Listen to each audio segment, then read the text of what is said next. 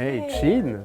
Ça a été alors ta fin d'année? Ouais, pas mal, écoute. À part qu'il fait hyper moche et froid, et tu vois, on continue à nous parler de réchauffement climatique, alors qu'on sait bien que la planète, elle a des cycles, tu vois, ça n'a aucun rapport avec l'activité humaine ou je sais pas quoi.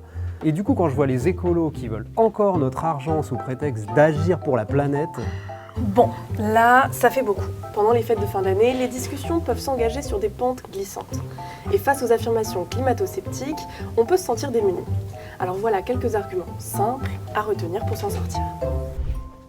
Bon, première confusion très courante, la météo et le changement climatique. On risque par exemple de vous dire qu'il a beaucoup plu en 2024. Et pour le coup, c'est vrai, 2024 compte parmi les années les plus pluvieuses qu'on ait jamais connues en France. Pour autant, ça ne veut pas dire qu'il n'y a pas de réchauffement climatique. Pour le montrer, vous pouvez rappeler que 2024 a été marqué par des températures très chaudes. Par exemple, l'été a été le 3e consécutif au-dessus des normales de saison.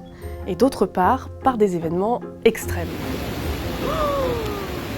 Et au-delà de ce qu'on a vécu en France cette année, s'il y a bien un chiffre clé à retenir, c'est que 2024 a été l'année la plus chaude jamais enregistrée depuis l'ère pré-industrielle.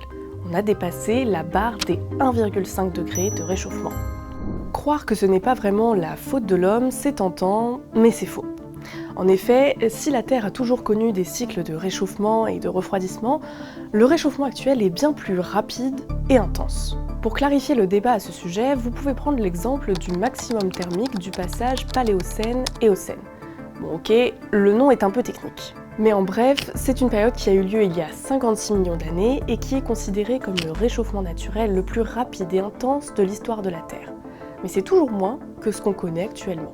On avait alors gagné jusqu'à 8 degrés en l'espace de plusieurs dizaines de milliers d'années, alors que là, en moins de 200 ans, nous sommes arrivés à 1,3 degré de réchauffement.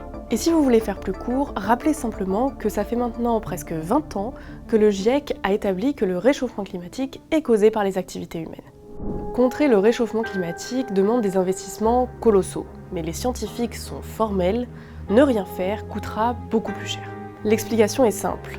Les canicules, les feux de forêt, les sécheresses, tout comme les tempêtes ou les inondations, provoquent des dégâts au coût exorbitant, aussi bien matériel qu'humain. Les scientifiques recommandent donc d'investir pour développer des transports résilients face aux intempéries, des logements bien isolés ou encore une agriculture peu gourmande en eau. Bon, l'objectif n'est pas de transformer le repas en tribunal, ni de vouloir convaincre à tout prix. Mais ces discussions peuvent permettre d'ouvrir le dialogue et qui sait, de semer une petite graine de réflexion entre la dinde au marron et la bûche. Et si besoin, on vous donne encore d'autres exemples dans notre article disponible sur le site du HuffPost.